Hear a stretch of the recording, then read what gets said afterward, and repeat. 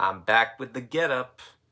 Well, I promised I would continue my review of Logan, Deadpool 2, and Hulk vs. Wolverine, and I'm gonna live up to my promise now that I'm wearing the getup.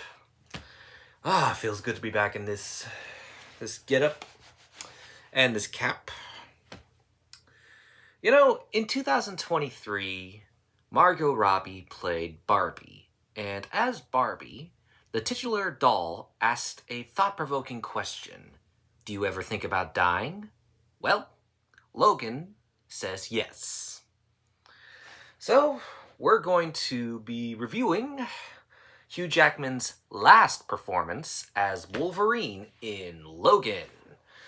Just to clarify, this movie contains obvious spoilers. I mean, you probably knew that if you saw Logan. If not, just stop watching this video and go watch the movie. You can actually watch it on Disney Plus, or you could rent it at a library, or maybe subscribe to a rental service online. Yeah, they still do DVD rentals online. At least that's one way to keep rental services operating. But anyway, let's get to the review. Logan is a 2017 superhero movie that was released on March 3rd of that year. Written by Scott Frank and Michael Green, the screenplay was also co-written and directed by returning director James Mangold. The 10th installment of the X-Men franchise, this is the third solo Wolverine film that sees Hugh Jackman reprising his role as James Logan Howlett, aka Wolverine, which was at the time the last time we would see Hugh Jackman playing the role, until Ryan Reynolds roped him into playing him again. Whereas the first two Wolverine films were both rated PG-13, Logan became the second X-Men film to receive an R rating, a first for the Wolverine trilogy. While Deadpool was an R-rated comedy, Logan is a dark R-rated movie, for good reasons though. And trust me, this film does not hold back. Now, while The Wolverine was influenced by Chris Claremont and Frank Miller's 1982 solo series, Logan, on the other hand, was influenced by the 2008 Old Man Logan storyline written by Mark Millar and Steve McNiven. It's another one of the best Wolverine storylines ever written, and I would say if you're trying to become a fan of Wolverine in the comics, Old Man Logan is a rite of passage to read. But Logan is more loosely inspired by the storyline, so don't expect characters like a blind Hawkeye, Mysterio, Red Skull, or Hulk to appear in the movie. But the vibe of Old Man Logan is still there. The movie sees Hugh Jackman once again playing Logan, who now lives in a dark dystopic future where mutants haven't been born in 25 years. The movie takes place in 2029. A dark dystopic future where everything goes to shit in 2029. Sounds like a result of Donald Trump's second term. All joking aside, in this film, Logan is not as young as he used to be. His healing factor has gone to shit due to the adamantium grafted in his bones slowly poisoning his body, killing him from the inside out, which is why he looks much, much older. Logan is taking a job as a freelance limousine chauffeur in El Paso, Texas, while taking care of an elderly 97-year-old Charles Xavier, played again by Sir Patrick Stewart. But whereas Professor X's appearances in the first two Wolverine movies were merely cameos, this time Charles plays a much bigger role in the film. Charles is looked after by Logan and another mutant named Caliban, and let's just say Caliban is like Count Orlok from Nosferatu, super duper sensitive to the sun. Caliban is played by Stephen Merchant. You would be forgiven if you forgot that Caliban made an appearance in X-Men Apocalypse. I know I did. Now, why are Logan and Caliban taking care of Chuck? Welp, Charles has dementia. Imagine the world's most powerful telepath suffering from dementia. That makes someone like Charles unstable, especially when he has uber-powerful telepathic seizures, and one of his telepathic seizures literally killed most of the X-Men.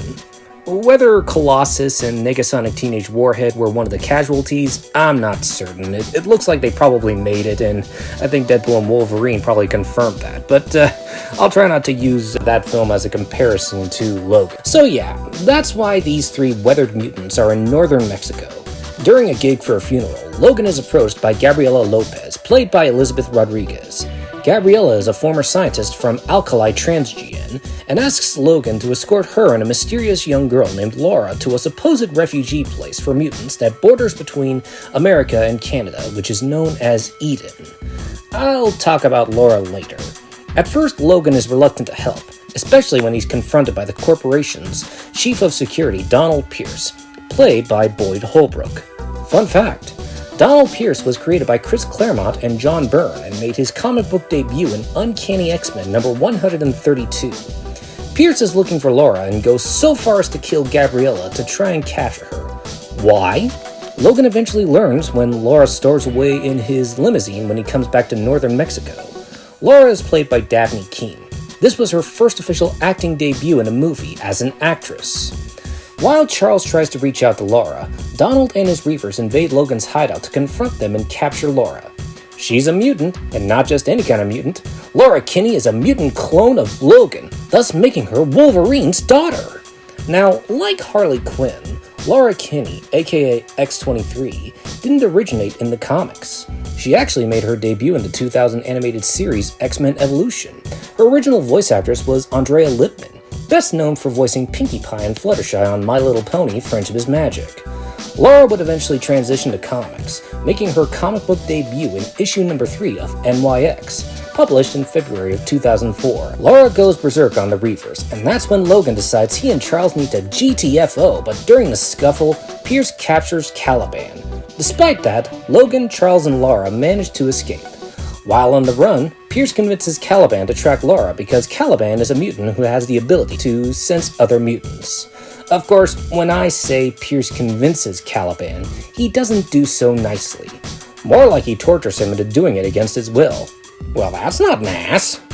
But anyway, Logan drives Charles and Laura to Oklahoma City, and while driving, Logan and Charles learn that Laura is part of a group of mutant children created by Transgene that were made as weapons, not unlike Logan.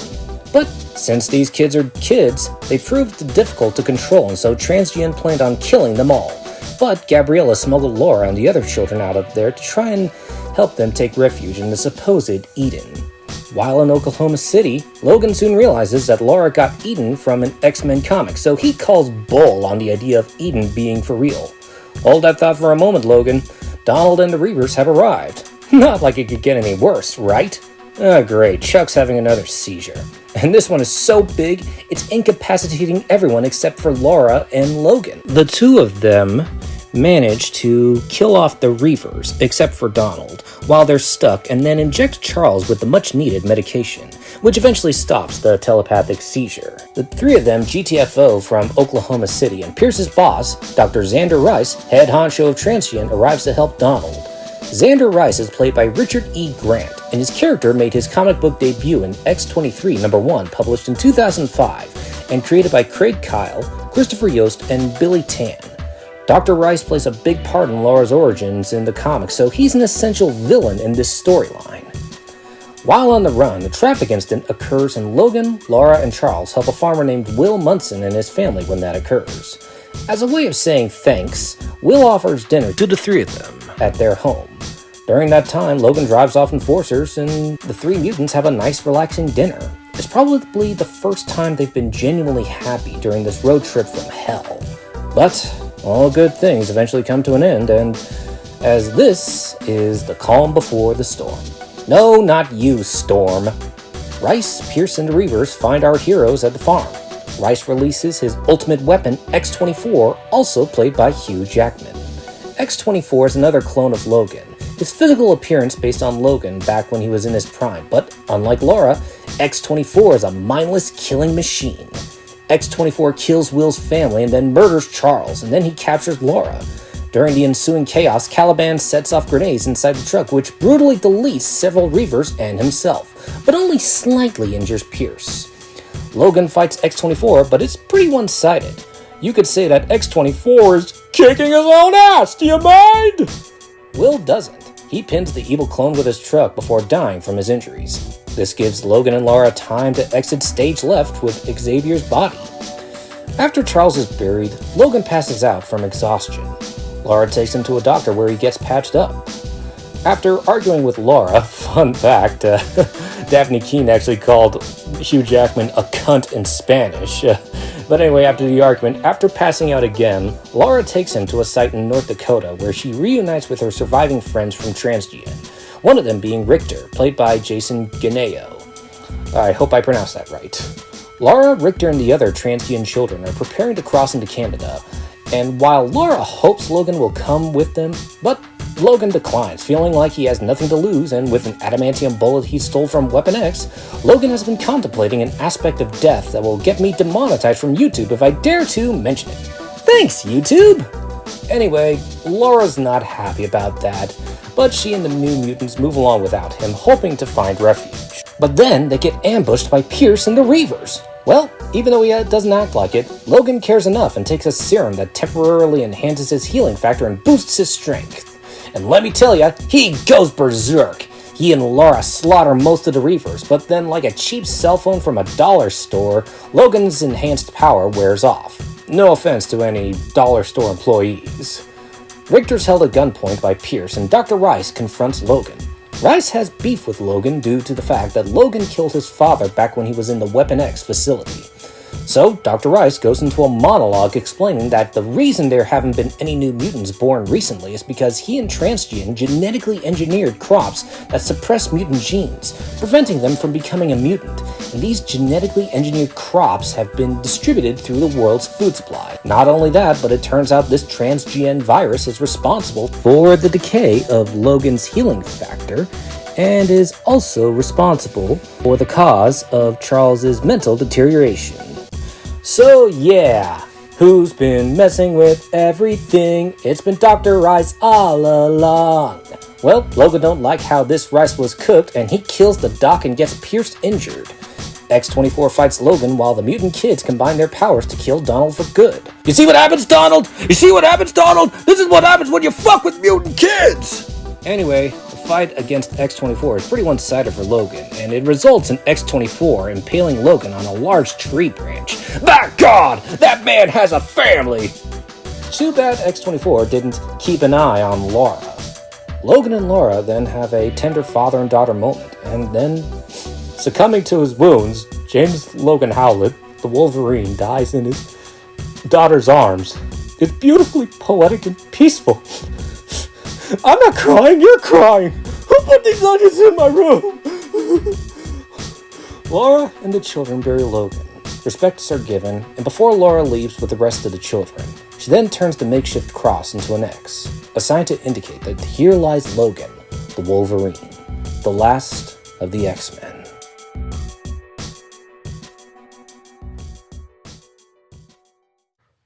Oh, man. Gosh, that ending was such a downer. I better think of something funny. You guys want some peanuts? Anyone? Anyone? They're good. More for me then. I remember first watching this film back in 2017, and I gotta say, this was one hell of a way for Hugh Jackman to end his run as Wolverine, a character he had been playing since 2000. Maybe I'm biased about this, like Deadpool, I fucking loved Logan. The story is dark and depressing, but it works. It works a lot more than Batman v Superman ever could, because unlike Batman v Superman, Logan was earned. It's not about saving the world, and it's a story that handles mature themes of violence, loss, and a struggle to survive quite brilliantly. It's great to see an R-rated Wolverine film where Wolverine gets to do what he's the best at without holding back on the violence. I mean, the dude has claws on his knuckles! They're certainly not for kebabs. Logan also has great humor without feeling forced, and it also has a heart. While I much would have preferred the happy ending established in Days of Future Past, Logan does feel more realistic. I mean, I know I sound like a broken record after praising his performance in the previous film, but Hugh Jackman gives a great performance as the titular character. It's heartbreaking, and it also shows how much range he has when it comes to drama. Jackman portrays Logan as a world-weary soul who knows his days are numbered and is waiting for the day he can kick the bucket because he's ready and unafraid, and Hugh makes you care about it. It's also great to see Patrick Stewart plays Charles Xavier again. Not only that, but it's great to see him in the role for more than just a cameo. Whereas Professor Xavier was a wise old man who guided the X-Men throughout the live-action Fox films, becoming something of a father to Cyclops and Wolverine, Stewart gives a much more heartbreaking performance of the character, because this Charles Xavier is a shell of his former self. Stewart could have gone over the top and half-assed his portrayal, and treated it like a paycheck, kind of like how he treated the role of the piece of shit in the Emoji Movie. Literally, a piece of shit. I digress. Patrick Stewart really took playing a dementia-ridden Xavier seriously, and it is sad to see this once brilliant man suffer with a disease that's destroying his mind from the inside. Like I said, heartbreaking is just the perfect adjective to describe it. It really is sad to see. And, I can relate because my grandma on my dad's side also has dementia, and it's really tough to watch. This is my father's mother. Every day, my grandma's dementia gets worse, and her speaking is reduced to barely any English and more Spanish. The fact that my grandma can recognize my dad, my sister, and I is a miracle, but I don't know for certain how long it'll be till she can even remember us. It makes me wonder, when a person lives with a disease that's destroying their mind, is it truly living? Either way, Patrick Stewart is at his absolute best when playing Charles Xavier. It is heartbreaking and bittersweet, and he gives one of the best performances of the film. I can't really say much about Richard E. Grant's performance as Dr. Rice in the film.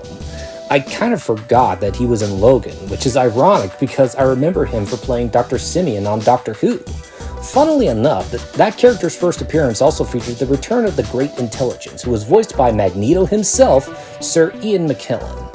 While he's nowhere near as good as Kurt Russell as Ego the Living Planet or Cate Blanchett as Hela, Grant is passable as Dr. Rice, but I feel like Dr. Rice's underling Donald Pierce overshadows him as far as entertaining villains go. Yeah, Boyd Holbrook really does give a memorable performance as the villain Donald Pierce. I remember him. Pierce is a sadistic asshole, and you can tell he takes a sadistic pleasure in capturing and trying to torture these mutant children. You really do love to hate Pierce as a character, and his death is so satisfying. Boyd Holbrook is chewing the scenery, and he does a great job as the character. The rest of the supporting cast, such as Stephen Merchant as Caliban, is decently cast, but let's talk about the heart of Logan. That heart being Laura Kinney, aka X-23. Now, for some child actors, a child actor's performance can be hit or miss. If a child actor gives a bad performance, we shouldn't really blame the child for that. It's usually the fault of bad writing and poor direction. Remember, they're just kids and they're just doing what the director told him to do. If the child can't act, blame the director. Poor direction, no matter the age, can make or break a film. Thankfully, Dafne Keen gave a brilliant performance as Laura. She emulates a child version of Wolverine, gives her a great physicality when Laura goes berserk, and she gives her humanity during the quiet moments, and it looked like she was having fun. Dafne has great chemistry with Jackman and Stewart, and works very well off of them. For a movie debut, Dafne Keen leaves one hell of a first impression, and I'm glad to see she returned for Deadpool and Wolverine. Logan is violent, somber, mature, and has a heart. And while Deadpool and Wolverine continues Hugh Jackman's reign as Wolverine by playing a brand new version of the character, Logan is the perfect epilogue, and the perfect end to a long-running arc for Wolverine we all grew up watching. Logan is an R-rated Marvel movie that is mature, and it handles that maturity perfectly. I guess you could say that Logan is better than Deadpool, and I do agree. So, yeah, I will give Logan 5 stars. It's the end of this Wolverine's arc, and it's one hell of a way to end it. Thanks for being patient with me, and for listening to my review of Logan. Be sure to like and subscribe. Don't have a good day. Have a great day.